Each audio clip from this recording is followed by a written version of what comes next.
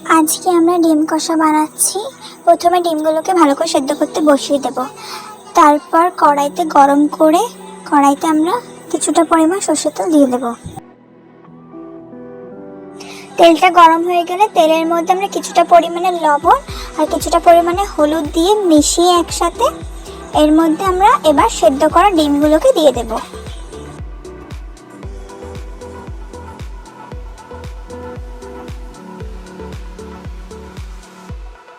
ডিমগুলো হালকা করে ভেজে নেওয়ার পরে এরপর আমরা এটাকে তুলে নেব।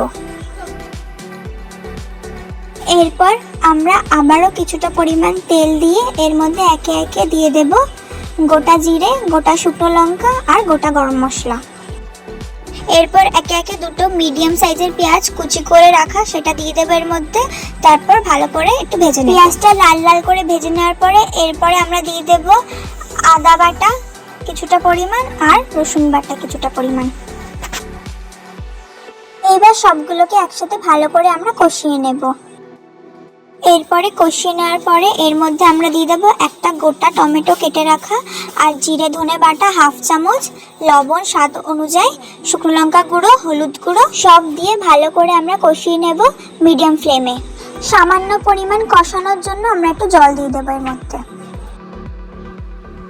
মশলাগুলো যাতে ভালো করে কষানো হয় এর জন্য মিডিয়াম ফ্লেমে 2-3 মিনিটের জন্য আমি ঢেকে দিলাম। মশলার গা দিয়ে এবার তেল ছেড়ে এসছে, এর মধ্যে আমরা একে একে ডিমগুলো দিয়ে দেব।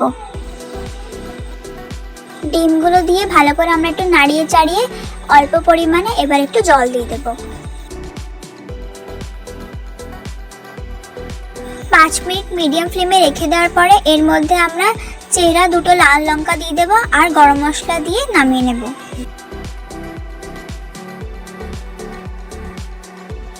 ব্যাস রেডি আমাদের সুস্বাদু একটি ডিম কারি।